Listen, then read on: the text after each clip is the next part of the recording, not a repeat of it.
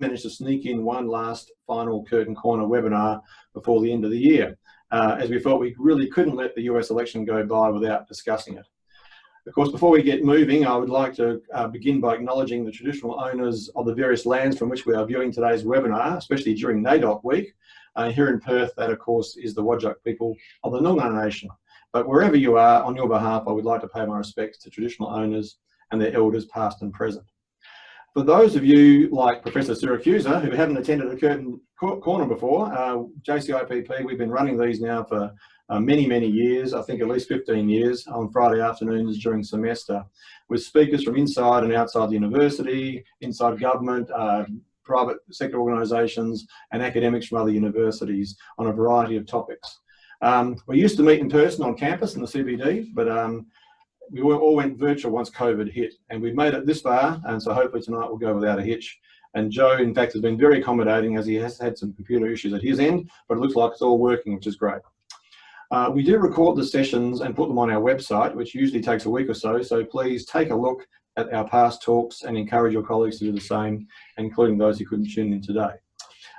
We think there will probably be a few more questions and points of discussion today, because we're now, not only are we all expert epidemiologists after COVID, we're now all experts on the Electoral College and American politics, or at least amateurs, but we've got a real expert today. So Joe's formal presentation will be a little bit shorter than maybe some of our other presentations, around 30 minutes, and that'll give us plenty of time for discussion and question and answers. And once again, we aim to finish by about 5 o'clock, but certainly no later than 5:15. Even more importantly today, because Joe has another media commitment at 6 p.m. Perth time, so we need to give him a bit of a break so he can prepare himself for the next instalment of his media career.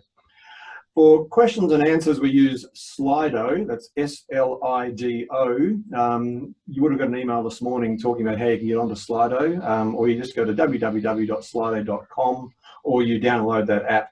And our event code for today is 7916. Repeat that again, 7916. I'll remind you again when we start the Q&A, but basically you can type in your questions into Slido, and you can also like other people's questions, and that gives me a chance as a facilitator to work out what questions are of interest to people, and I'll then put those questions to Joe, and we have a bit of a discussion using the Slido app questions. And as I often say, I find it easiest to use Slido on your phone and watch the event on your computer. So now, of course, I would like to introduce today's speaker. Joseph Syracusa was appointed relatively recently as an adjunct professor at Curtin School of Media, Creative Arts and Social Inquiry, but he was formerly Professor of Human Security and International Diplomacy at RMIT University in Melbourne. He's born and bred in Chicago, but he tells me he's been resident in Australia since 1973. So he knows Australia well, and he's worked at the University of Queensland and at Griffith University before moving to RMIT and now as an adjunct at Curtin. Professor Syracusa has 4 main areas of interest and expertise: nuclear weapons technology, international security, global diplomacy, and the American presidency. And of course, it's in that latter area that we're very interested in hearing his thoughts today. Joe's a very regular media commentator at home and overseas, including on ABC, TV and radio, the West Australian just last week, Sky News, CNN, the BBC, and he's going to be on Al Jazeera later on today. I've been getting Curtin's daily media reports, and he's been incredibly busy over the last month or so. I don't quite know when he gets to sleep, given the various time zones he has to deal with, both to follow election news and then to follow up with his media commitments. But it sounds like he's managing to do it and very well.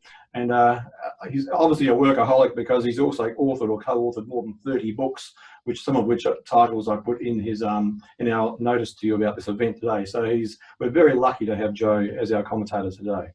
So thank you, Joe, for agreeing. We're very pleased you're now part of the Curtin family, and then we're very pleased that you have found time to speak to us today at Curtin Corner on an issue that's been grabbing so much of our attention in recent weeks, the US election. So for now, it's over to you, and we're very interested to hear what you've got to say. Thanks. Well, thank you very much, John. It's an honor to be here. And as Ronald Reagan used to say at my age, it's good to be anywhere. Now, Donald Trump is my 14th president. President Biden will be my 15th president.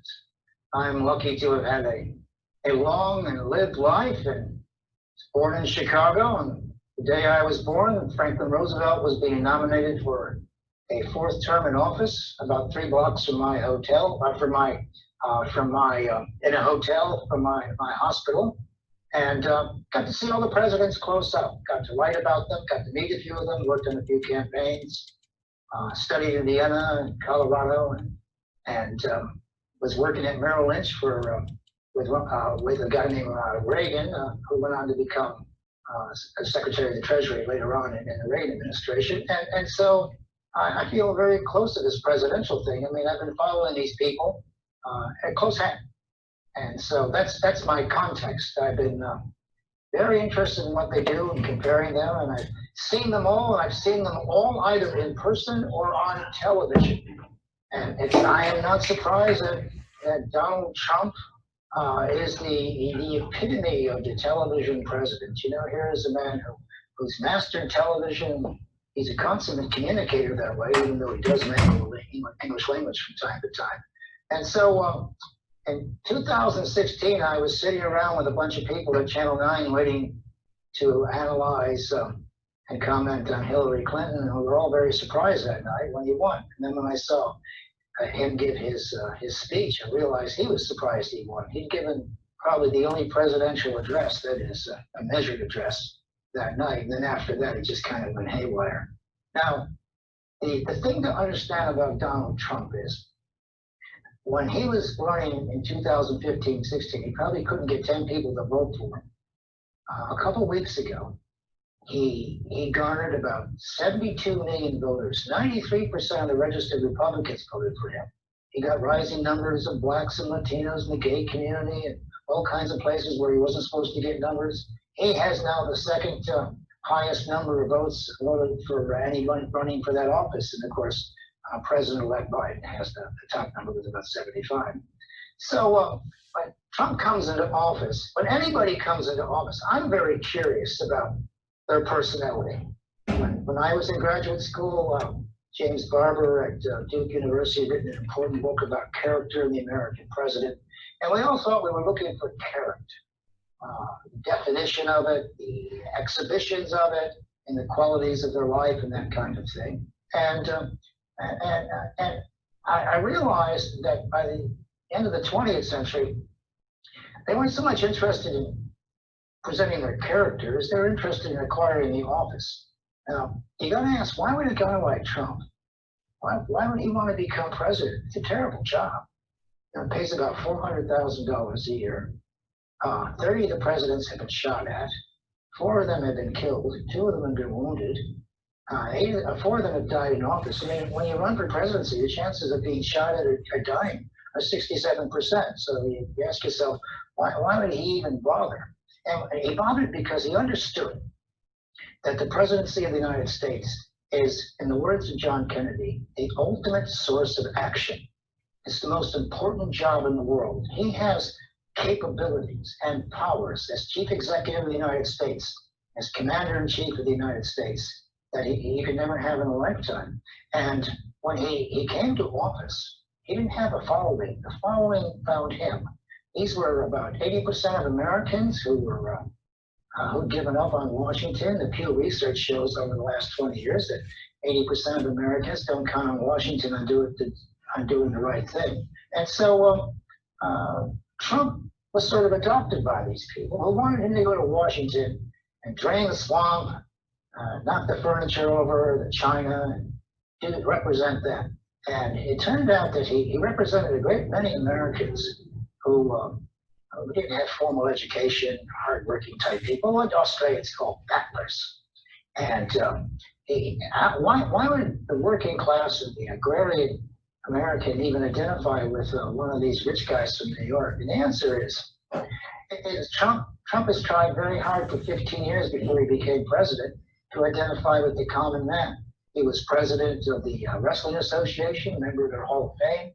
He was the host of The Apprentice. I mean, his critics today like to say that it was a grade B television star. That's not true at all. The Apprentice was very exciting. It was right up there, Seinfeld and Friends and all the rest of it. And you learn a great deal with television communication. You learn how to communicate with everybody. So he appealed to the common man who rallied around him. And I knew when Hillary Clinton said that, she was sorry that that he had the support of the deplorables. I knew he was going to win that night because she managed to insult half of the American population. And Trump understands the way your fathers and grandfathers would understand that people who do not have a formal education are not unintelligent. They'd realize that globalization and all of its benefits have passed them by. And Trump is going to restore things for them. He's going to restore manufacturing, make agriculture have good trade prospects, and he was going to make the oil move again and the steel mills move again.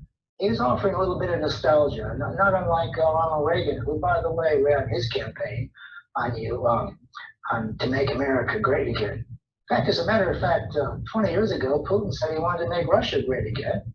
And I heard President Xi say once in Washington, he wanted to make China great again. So I guess it's not it's one of these things that people just fall on because it harkens back to another golden era.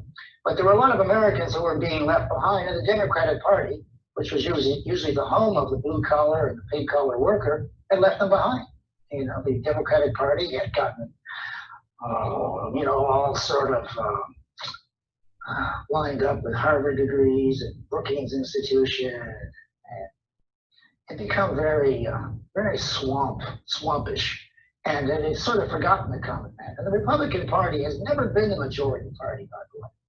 When I was a kid growing up, the Republicans could count on about 23% of the population. Anybody you could steal from the Independents or the Democrats. They've always been on the back foot in American life. The Democrats have always had the big show because they've owned the cities. You know, the big cities in America all tend to be pro-Democrat for a good reason.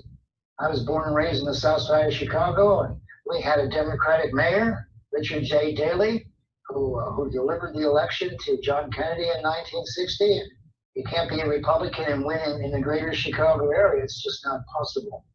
By the way, I had a grandfather that worked for Dick Daley.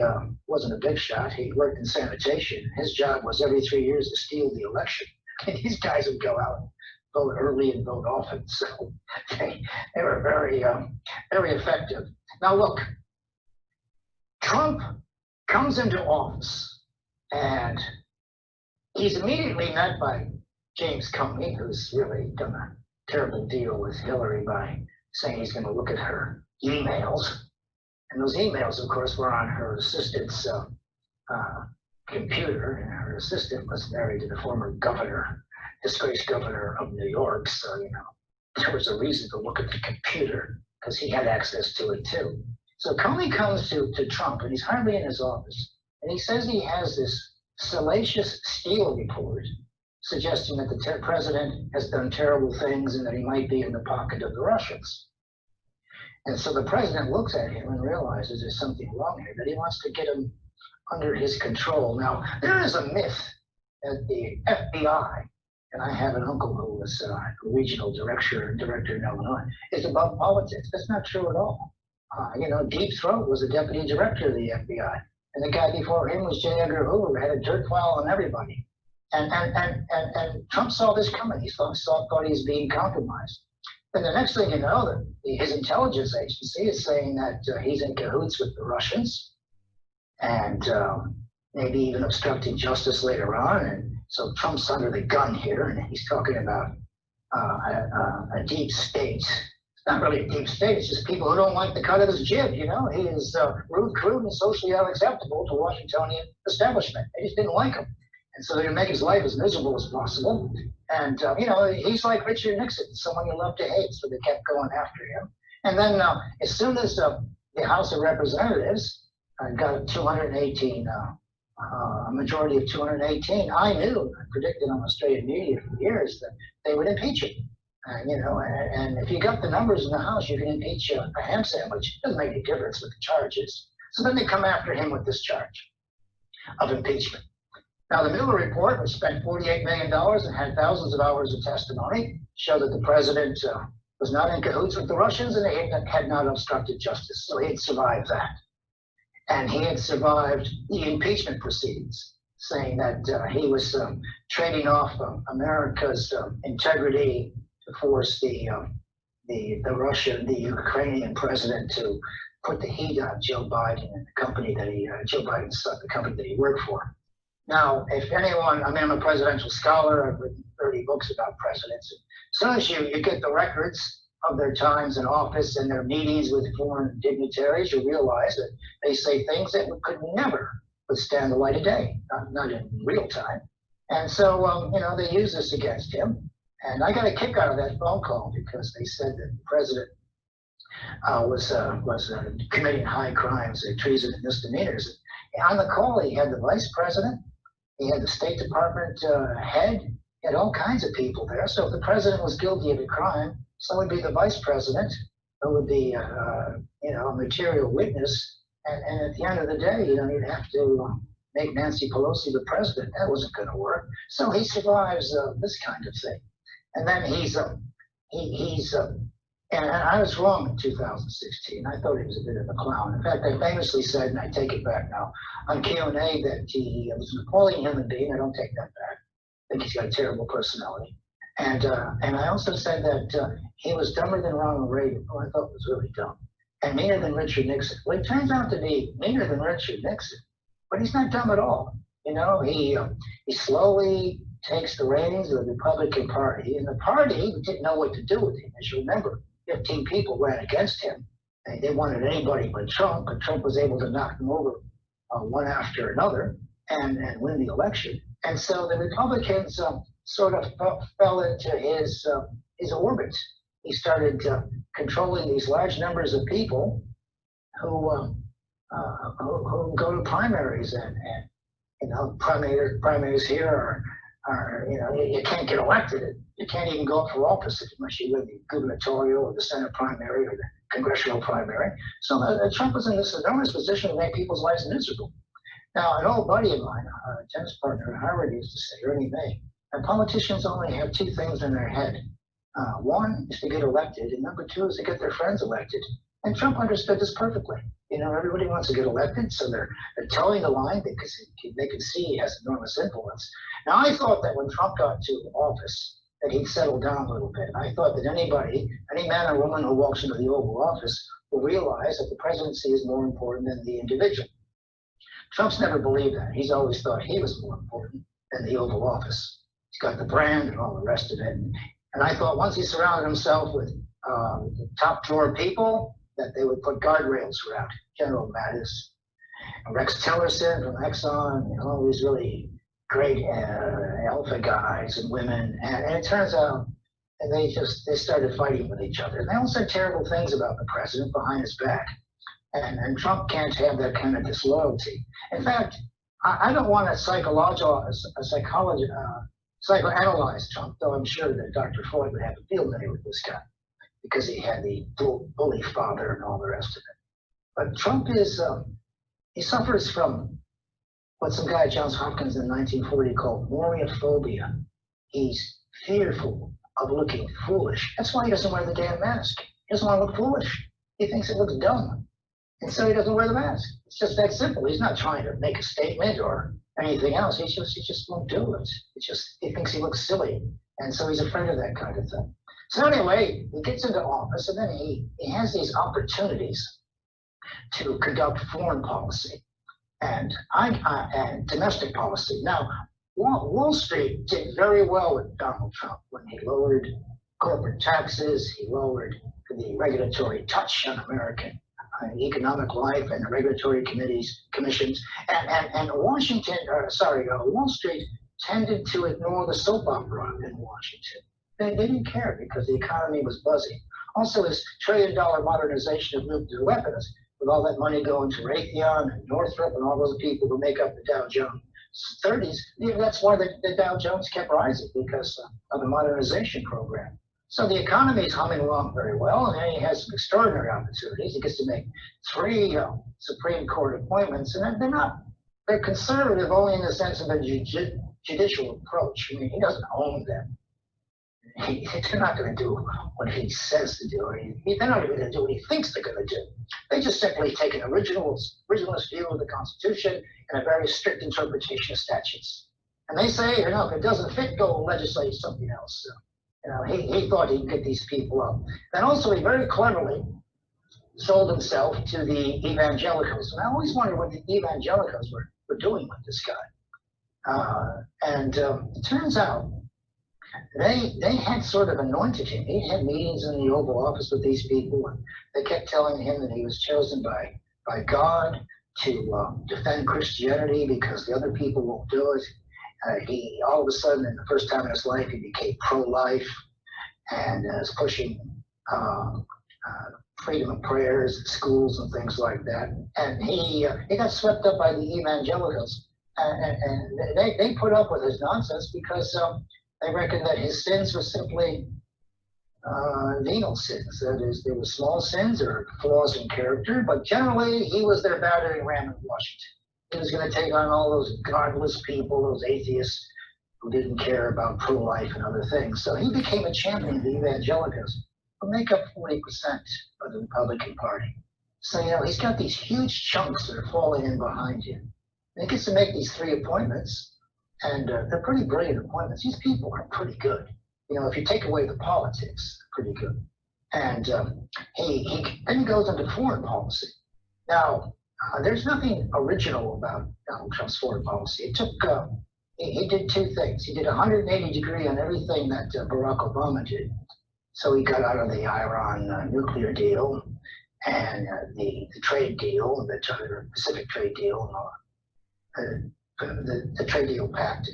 He just kind of removed himself from the things that Obama had got involved in. And then he made it very clear to NATO and others that they would have to pay their bills. Now, this is nothing new. Much of Trump's policy is derivative.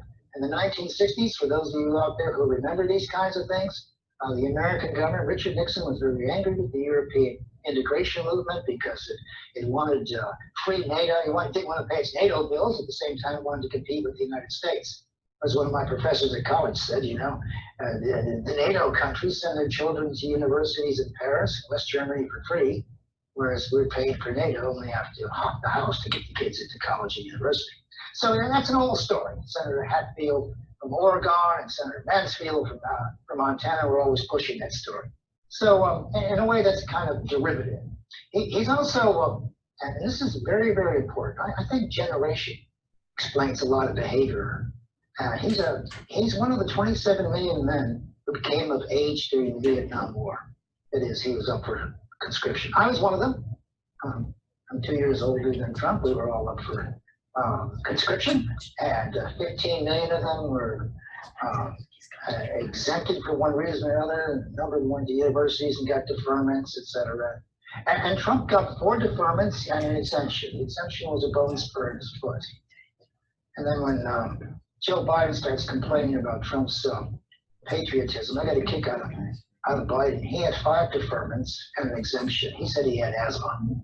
So, essentially you got 2 draft dodgers talking about how important the military is. I always get a kick out of it. They're arguing in this case. Anyway, Trump's able to do a number of things. He resets the button with Russia. He can talk to Putin. He can talk to President Xi, who raced over to America to get a look at Trump to see if he could trust him.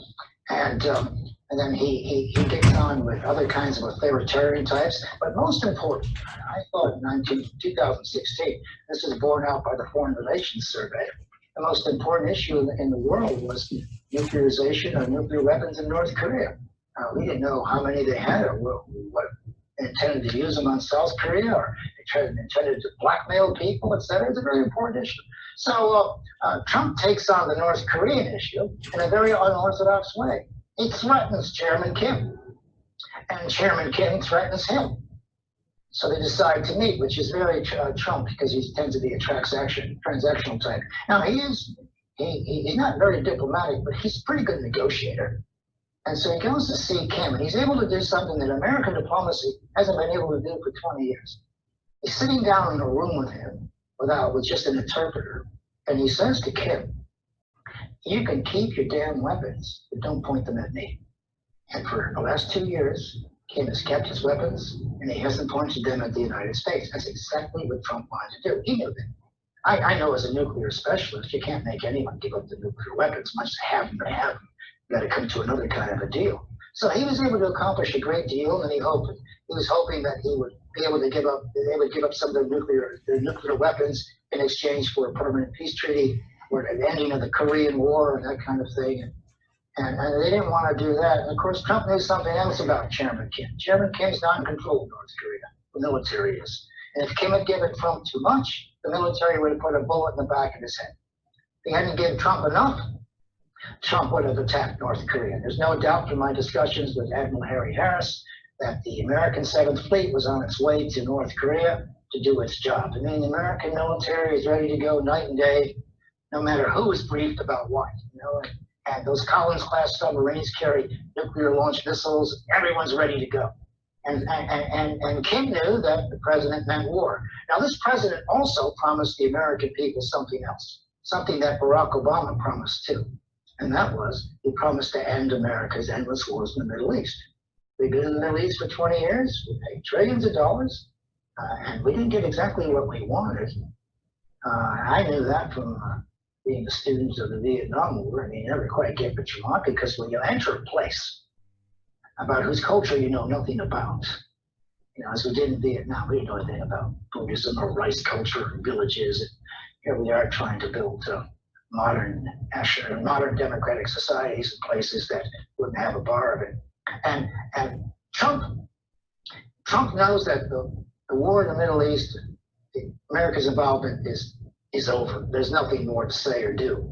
And I'm going to predict tonight that one of the things he can do, he's got 70 days as chief executive and commander-in-chief. He can do what he wants for 70 days, the American lame duck period, which is really a misnomer. It's not a caretaker government, it's the real deal. He's got power right up until noon on 1 minute after noon on January 20th, and I suspect he'll exercise that power right up to that moment. I think he's going to pull American troops out of Afghanistan, and not maybe or should or drawing down over a period of time. I think he's going to have them home for Christmas. That way he can tell his supporters that he fulfilled another one of his goals. One of his other goals was to take on the Chinese that everybody wanted to take on. He took on China's trade policies, intellectual research, and conditions on how companies work in China. And he thought the trade imbalance reflected sort of a bad deal for the United States. And it was a bad deal. Even the Democrats could see it's a bad deal. Even Trump's critics could see it's a bad deal. So he engaged China in sort of a very limited trade war. The trouble with the trade war is that it becomes a substitute for thinking about other things to do. And it got worse and worse, and it tended to poison the relations between the United States and China. And, between China and the United States as allies, too, as a matter of fact. It poisons everything, these trade relations, as soon as you start using the economics thumbscrews here.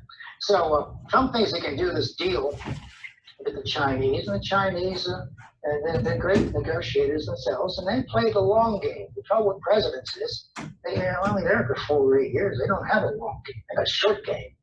And so Trump's trying to put as much pressure on these people as possible.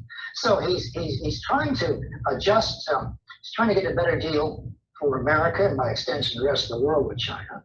He's putting the screws on North Korea, who've cooled it for a while. And then he goes to NATO and he says, what are we doing here? Who's paying for all this? And he got NATO very frightened. I've attended a number of international security conferences in Europe now for the last 18 months. And every time I go to these conferences in Estonia or Lithuania or Poland or other places, they just worried about 2 things in Europe. Trump's tweets in the morning and Britain's Brexit policy. They just were with bated breath about what was going to come next, because they thought that Trump was going to renege on the NATO obligations. Now, NATO is 70 years old, and in many ways, treaties have a lifespan. There's a shelf life to a treaty. I always get a kick out of the ANZUS Treaty. It was concluded in 1952, and even as a Cold War treaty. When the Cold War was over in 1991, when the Soviet flag came down on Christmas Day, 1991, Cold War treaties should have gone into the museums, but they didn't. They're all breathed new life into them.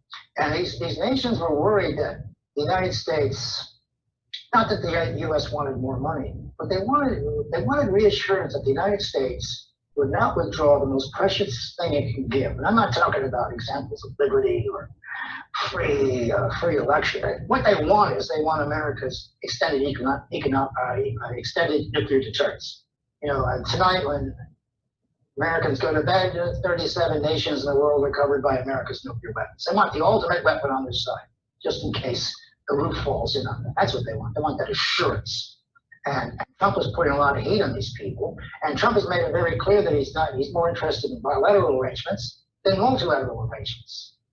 He didn't have much use for the UN, and to tell you the truth, most Americans don't know what the UN does. And the UN looks like, when I grew up in Chicago, the Chicago Tribune railed against the UN, every 6 months. Otherwise, Americans didn't know much about it. And he's threatening multilateralism. Now, in Europe, this is how people think. They think in groups. And if you don't have the United States, then you got the British. But after Brexit, a very interesting thing happened. The American participation in NATO became more important.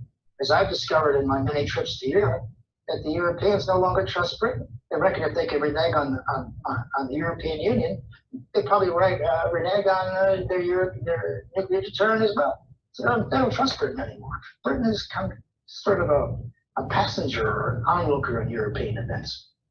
So anyway, he's putting the heat on NATO, and they come to the party. Many of them start to pay their dues, but he's offended a number of people, and that's okay. And, people get offended. That's what diplomacy is all about, is knocking people down and trying to get them to do something you want them to do.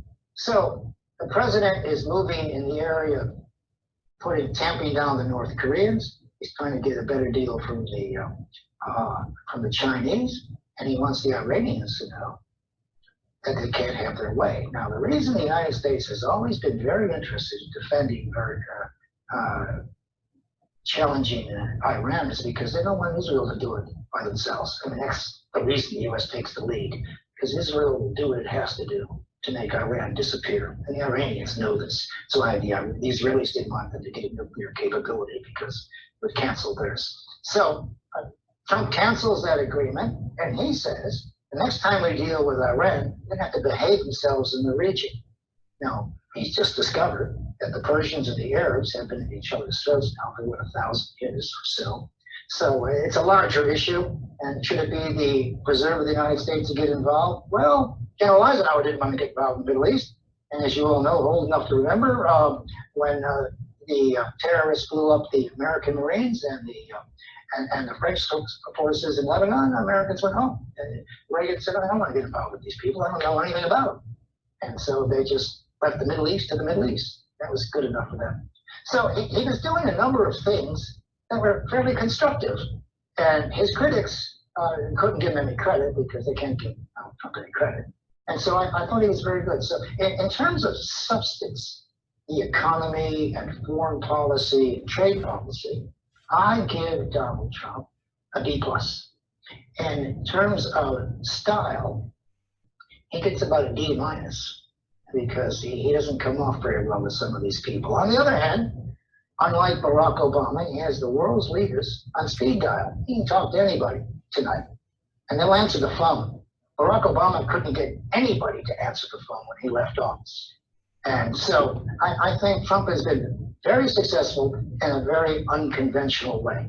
Now, we get closer to this election, and Trump is selling the story that he's going to be robbed of the election. Now he's telling people about these ballots. Actually, the ballots in a period of this unprecedented coronavirus is a good idea. I mean, who the hell wants to go to the old polling booth if you can send your vote in? You can stop your car and put it in a box. I mean, that all makes sense to me. And so he tells his people to hold back and to vote on the day. So he sets that stage. And maybe he's not sure if he's going to win or not. So election day comes, and he says, I won. Well, obviously he hasn't won. The man's not stupid. He knows he hasn't won. And he will leave when the time comes. He's not going to apologize. He's not going to go to the inaugural. He ain't going to do nothing. He isn't going to give anybody access to anything. They could just take over the shop when he leaves, as far as he's concerned. Now, I am very worried that as he's leaving Washington, as he's getting ready to quit Washington, people think he's going with his tail between his legs. But as far as I'm concerned, Trump is trying to turn this defeat into a victory. He's going to do it this way. He's trying to control the narrative. He's trying to say that the election was stolen. He's trying to delegitimize Joe Biden. He's trying to say that he's a legitimate president and that the November election is the November crime. And the people who supported it are November criminals. And already he's indicated to his friends that he intends to run for the presidency in 2024. His campaign has already begun. You know, he's not moping around. He's in pre-production. Also, he has cranked up a very huge cable network called Trump Revolutionary Network, which will have subscription fees. You know, maybe if it's $6.95 each and 30 million viewers, and those are the people he's going to have, millions of people. And he's got 88 million people following him on Twitter. He's going to have a huge following. Not only going to be the great influence, he's going to control the Republican Party up until 2024 or until he breathes his last. So he's going to be a major figure. Donald Trump is today and on January 20th the most powerful man in the United States. Not the most powerful person in government, but the most powerful man. He has this enormous resources. He's got millions of people who will follow him. And I'm always afraid that he's going to send signals to the wrong people. Now, the people in American life who want to create violence didn't vote for Donald Trump. But you know, when there's a riot or a counter riot or something like that, they tend to show up and the militias come out of the hills. This is why America does not have compulsory voting, because there are too many fruitcakes that would vote. And so, you know, I'm afraid that there may be some violence, and people say, oh, I might be exaggerating. Well, but I was young as a university student. 115 cities burned over the civil rights protests, the anti-war protests. I mean, I saw it with my own eyes.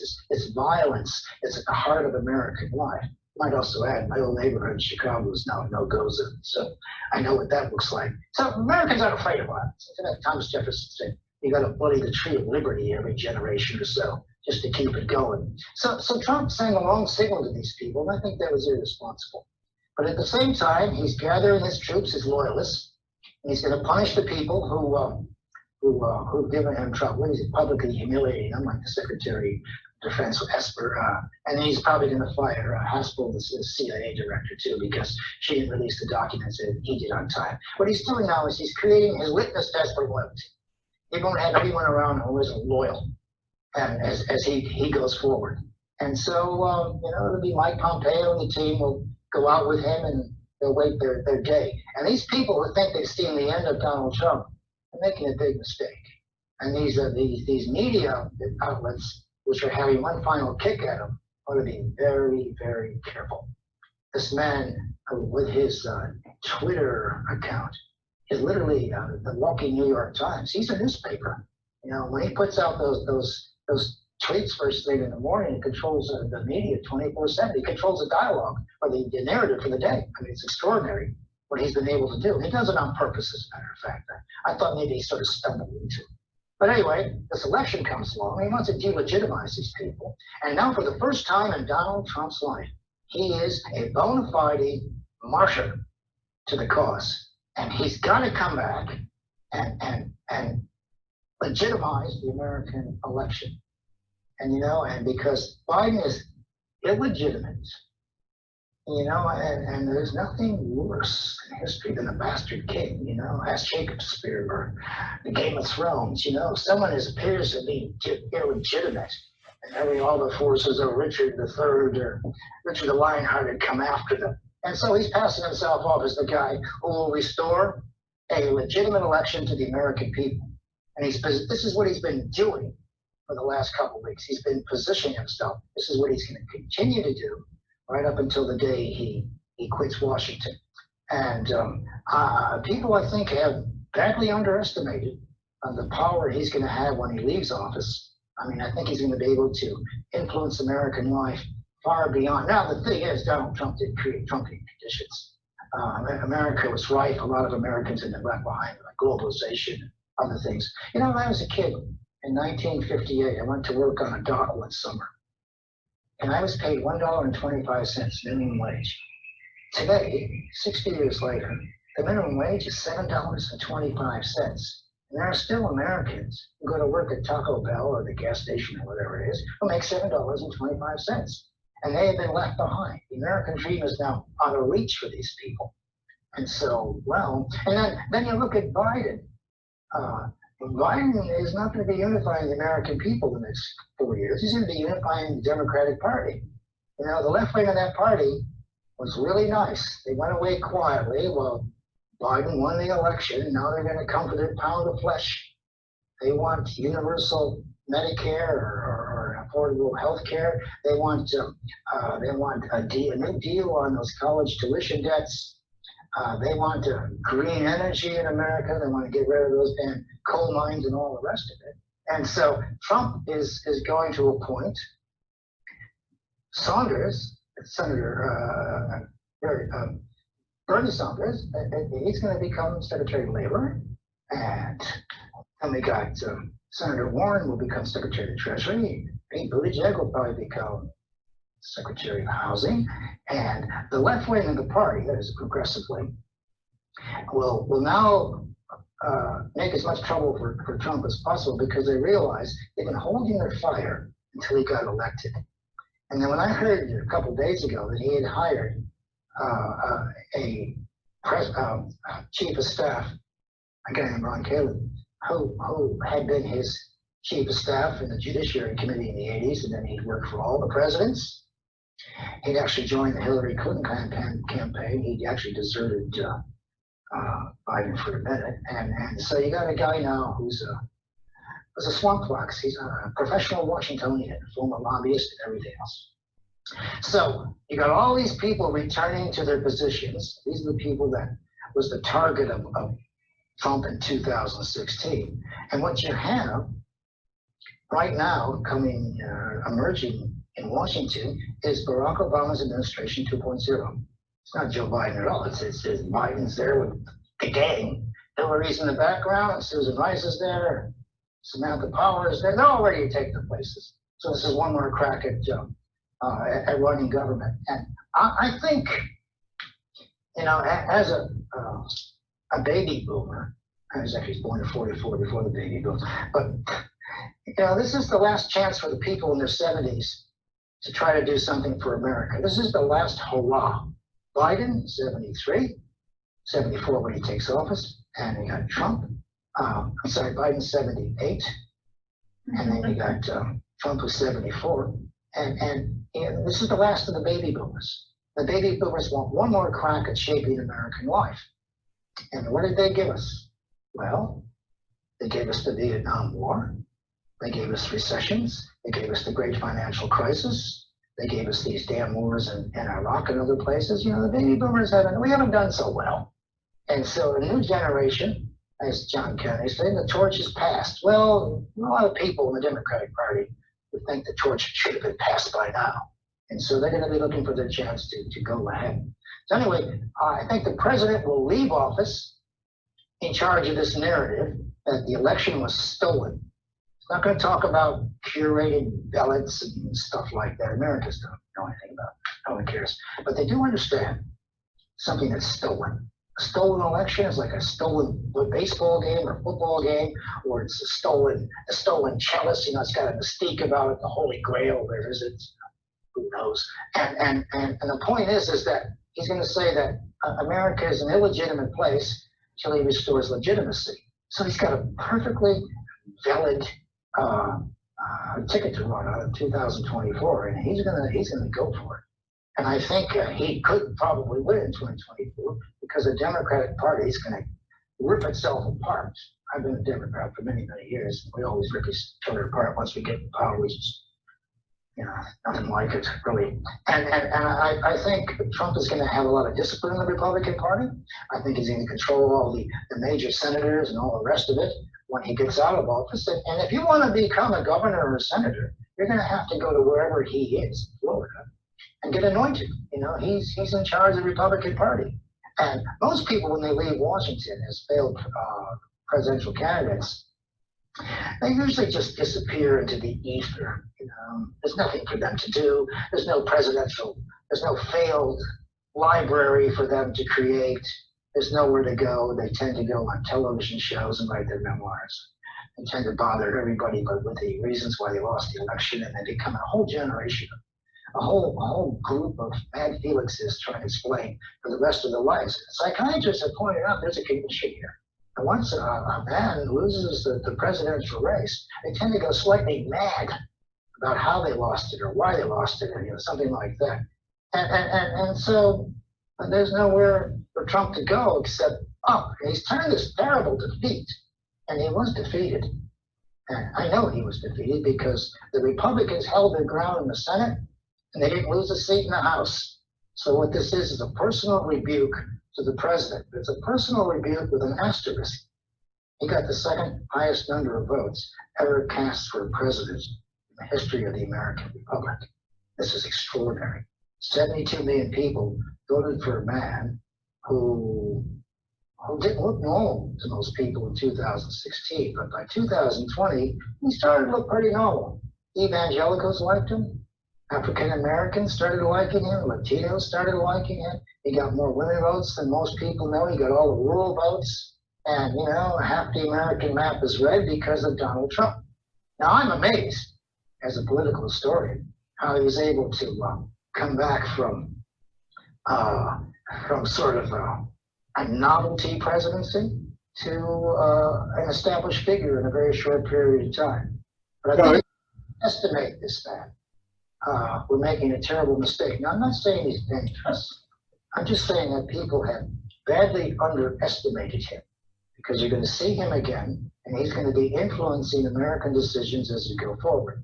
And he's going to make pretty sure that if Joe Biden wants to move out in different directions, he's going to have plenty of opposition from Republican senators and Congress men and women, because he's not going to get past them. So, okay. So I'm going to interrupt for a second. Sorry? Can you hear me now? I'm just going to interrupt you for a second because there's so much there to listen to and to talk about, and you've got about 20 questions floating around. I just want to see if we can maybe stop there. And it's not a bad point where you just stop, because quite a few of the questions are about what happens next and about the Senate. So can we, firstly, on behalf of everybody, say thanks for that encyclopedic overview of the election and of Trump's presidency and of other issues, and then maybe get into the questions. Is that okay? Okay.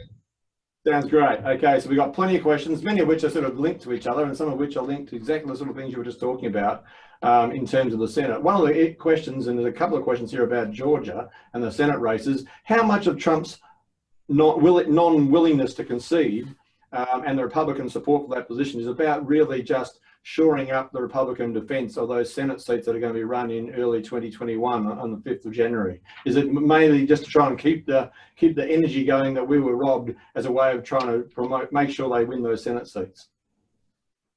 Well, he's going to defend himself in these places and ask for recounts because he concedes nothing. He's going to concede nothing in these contentious states, or these states where it was too close to call. No, he can't relent now. I mean, is it partly a tactical maneuver to try and keep the Republican flame going in terms of right up? As far as he's concerned, there's nothing wrong. He will defend them, and he's looking to a view to the political success in those places where I think he is going to be successful, actually. Okay, and in terms of so one of the other questions is, you talked about him going in 2020, basically still ruling the party until 2024 and maybe running again. Would he actually risk running again in 2024? Because he would then risk losing. I mean, could he keep everybody guessing until 2024, maybe at the very last minute decide not to run? Because there's obviously a huge risk that he might not actually win. Oh, I think he's hell-bent on running. That running for the presidency in 2024 and to restore the election to legitimacy is going to become his life goal. I mean, that's the essence of Donald Trump right now. He's only living to restore the legitimacy to the American people. He will run in 2024. He's made it very clear. That's why he's built up this cable network and these tele-rally copyrights, because he wants to be able to sell his story right up into the end. I don't think anything can stop him except the maker. If he has a heart attack or something like that, he would fall. But I'm a big fan of human beings and what they're capable of doing. And this Donald Trump, he's endured this terrible childhood and bankruptcies The Mueller report, the impeachment, he's endured 26 accusations of sexual predatory behavior. He's endured 4,000 law cases. This guy just doesn't admit failure, and for him to come back will become his raison d'etre. That's the only reason he'll be alive, is to reclaim the White House, and he will make every effort to come back. And I think I don't think anyone can dissuade him, including his wife. I mean, he's determined to come back, and I think his base expects him to come back and to reclaim the throne, to use another analogy. Okay, moving on to the Senate again, some of the connections about the Senate, some of the questions about that. You mentioned two issues. One on the Republican side, will the moderate Republicans like Susan Collins and Mitt Romney be potentially able to support or likely to support some Biden legislation in the Senate? And before you answer that, on the other side of things, you mentioned how potentially Bernie Sanders or Elizabeth Warren could become cabinet secretaries, but isn't there a very strong chance that Mitch McConnell in the Senate, if Republicans retain the majority, will prevent sort of more radical appointments to those positions, because they have to get confirmed in the Senate? So the Republican side first, and then the Democrat side. Well, the moderate Republicans tend to cave in when it comes down to the vote. I mean, Collins in Maine, she made a lot of noise about that last Supreme Court justice, but she came down the side of Justice Barrett. I mean, they make a lot of noise about these kinds of things. I don't think, I mean, even Romney voted for him. I don't think they're going to be sitting on the cross benches here making much trouble for the Republicans. It's just too hard. You know, if you vote against your party on Monday, don't expect to have lunch with them on Wednesday. You would be ostracized. Now, people know that these moderates have their own independent streak, and everyone in the Senate thinks they're independent.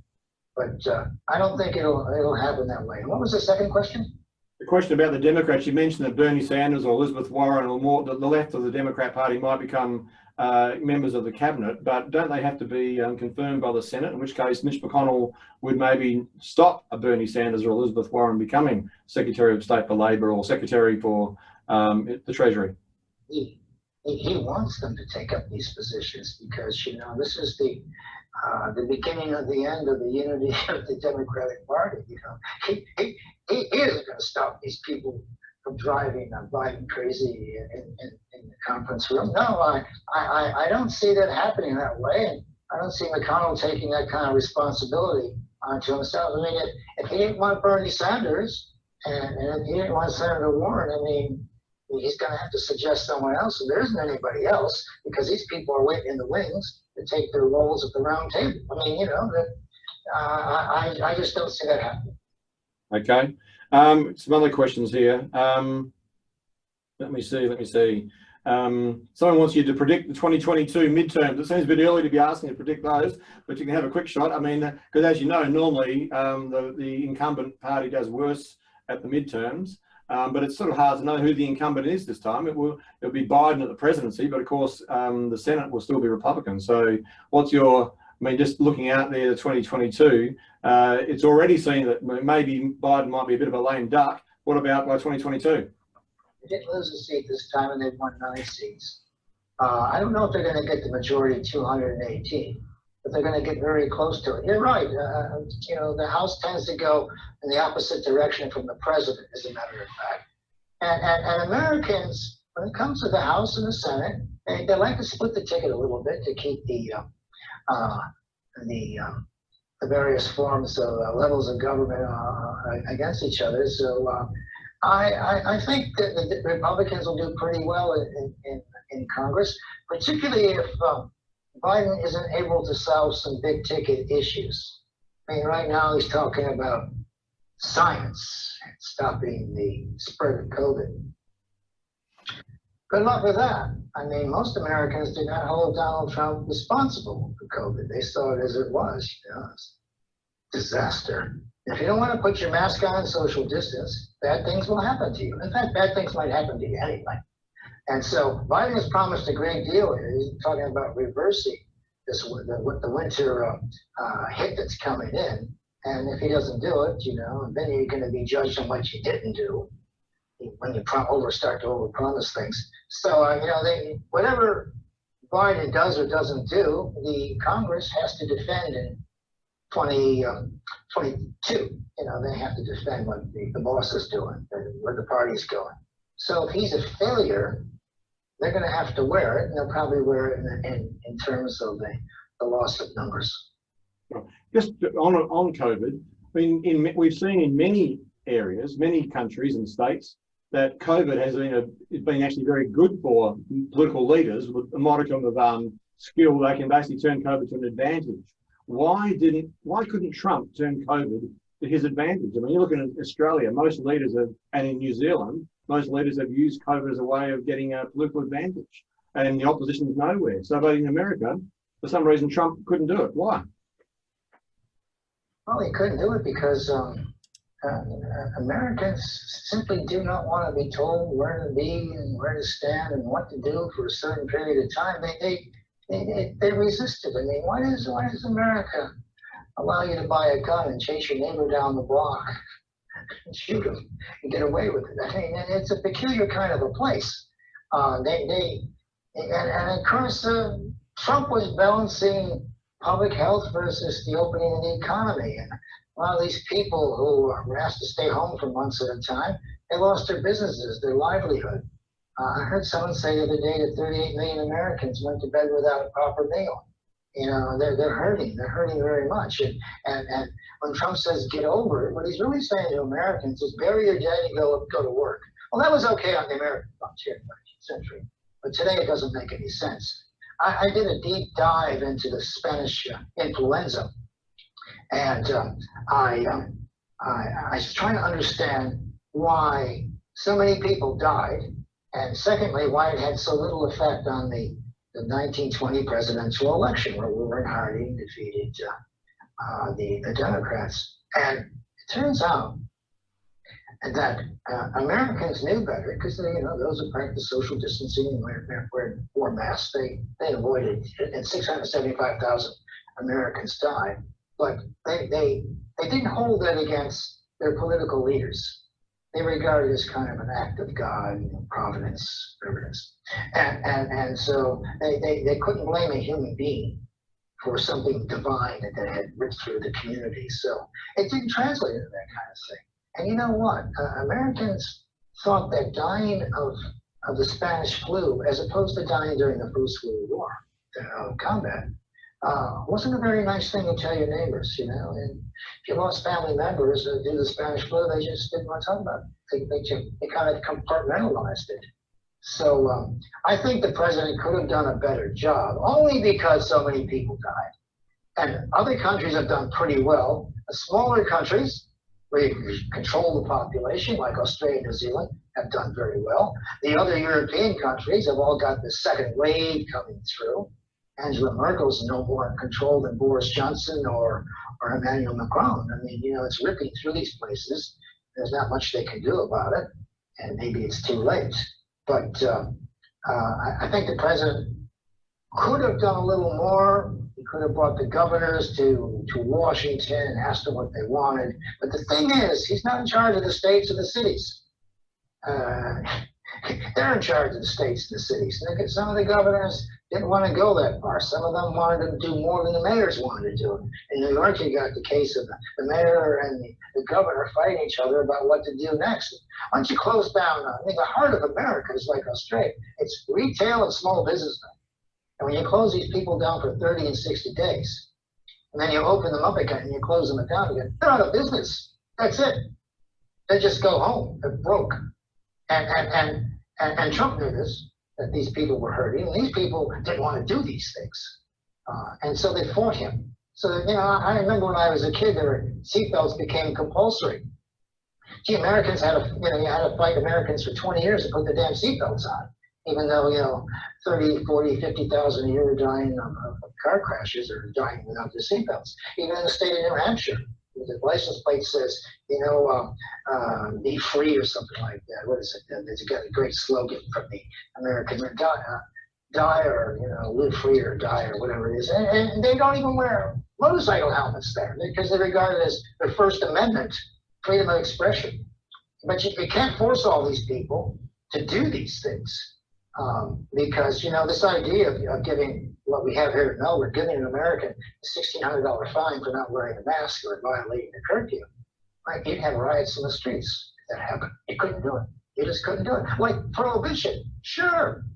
You know, you can prohibit the sale, the manufacture and sale of alcohol. That stop anybody from drinking? No, nobody at all. In fact, it made a lot of bad guys very rich overnight. So it's the same kind of mentality there. Okay, thanks. I mean, that was Rebecca had asked that question about the root cause of some of the US's issues being that individualism, which you just talked about. She also asks, I mean, one of the obviously a key issue is the economic inequalities that have been increasing. You mentioned that before. Is there any chance that Biden could start making inroads into those economic inequalities? Because Trump talked about it, and you know, he supposedly appealed to those who'd lost out. But in fact, his tax cuts really increased a lot of rich people's incomes and wealth. So, is anybody really looking at these inequalities, and could a Biden presidency do anything about it? You know, there's a very interesting poll that was taken by Gallup. All these other polls tended to fail to ask the right questions of certain kinds of people. The Gallup asked the poll just before the election, are you better off now than we were 4 years ago? 65% of the American people said they were better off. That's why I thought Trump had a chance, because they identified the little prosperity they had with the Trump government. And so any kind of tax cut's important. I mean, cutting taxes at the top, and you know, begins the old story, the trickle-down theory, you know, et cetera, et cetera. They made a big fuss about Trump not paying his taxes. General Motors hasn't paid tax in 10 years. Ford Motor Company hasn't paid tax in 10 years. So what are they talking about? Trump's a corporation, 500 little businesses under a banner. I mean, that's what they do. They avoid tax. It's not a crime, and evading tax is a crime. So I think Biden has offered to increase taxes, and Bernie Sanders wants to go after the rich, and Senator Warren wants to go after the rich, and Biden has made it very clear that a lot of things will be paid for by rich people. That's at 2% that own about 75% of everything, and that's okay. When you reduce, you got to compensate people down below them with something, more services or something. If you lower taxes for somebody who's working 40 hours a week at Taco Bell for $7.50 an hour, you're not going to lower taxes enormously for them to do anything with that money. So it isn't going to help a lot of those people. But Wall Street can get along with Biden. You know, Biden's part of the mindset that saved the automobile industry, and he understands that. And he wants to spend money on infrastructure. He wants to spend money on clean energy, and he's talking about all these kinds of things. And he's going to stick with the modernization of nuclear weapons and the armed forces. So Wall Street's can deal with Biden. They're not running scared. With Trump, they were a little more comfortable because, well, Trump tried to make taxes available, tax relief for everybody. He tended to do it at the top. People at the top took advantage of it. And so what else is new in life? Next question. Yeah, you mentioned the polls just in passing. Somebody asked about the polls and why are they getting it so wrong. And before you answer that, a second question was, do we really understand how Trump was elected in 2016? Was it just a confluence of events, or have the old sort of measures of geography and demography lost their predictive power? Because it did seem unlikely that he would win, but of course it could also just be institutional. America has got a liberal majority at the national level, but it's just distributed in the wrong way. So where does polling fit in, and where does the traditional cleavages of politics fit now in the US system? The second part, I didn't quite hear you through this machine here. Would you? The main point is how are the traditional cleavages of American system in terms of polling and what we thought determined how people voted, you know, class, geography, income, has that all gone out the window now from what we thought? Or maybe it's just that it holds, but just not in a couple of key states. Well, The polling didn't work because a lot of Americans didn't answer the questions, or they lied about it. There's this kind of a fancy social science name, and they didn't want their neighbors or anyone to know how they were voting. The really telling question in the poll was when people said they weren't going to vote for Trump, and they asked these people, the countervailing question was, who's your neighbor going to vote for? They all said the neighbor's going to vote for Trump. So that was sort of the giveaway that something's going on. Look, so the polls did pretty well. I mean, I suppose that some private polling was pretty good, but they failed to ask the right questions in the rural area. And a lot of the working class Americans, they don't answer polls. They don't do polls. We call them up on the phone or whatever, and they're not interested. A lot of people who could have given them a straight answer and helped them out a little bit didn't want to answer the polls at all. There's just that kind of mentality that they don't want to deal with. So the polls got skewed, and they were very skewed in 2016. And to be fair to the pollsters, each week we heard about an average of the national polls. But as Australians know by now, and the world knows by now, the election's not a national election. It's about the electoral votes in each state.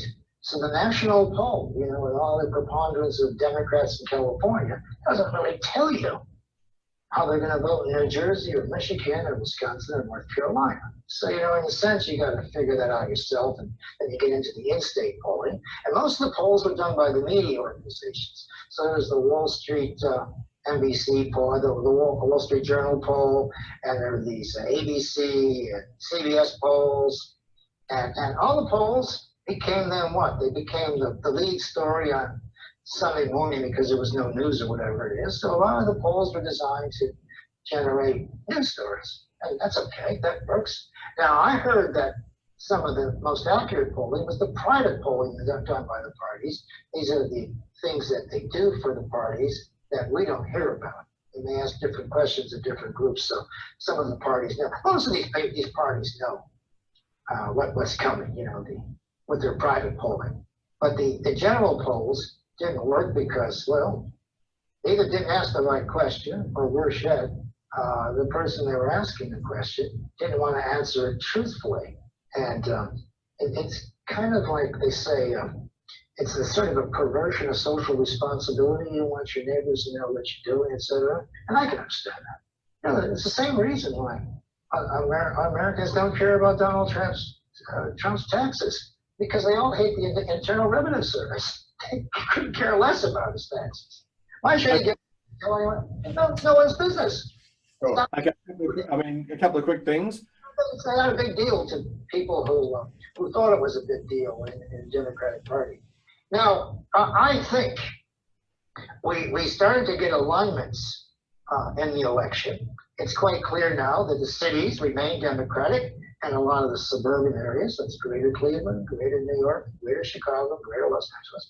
And then you get to these areas outside the populated suburbs, to the sort of the areas between them and the rural areas, and those are solidly Republican or anti-democratic, okay?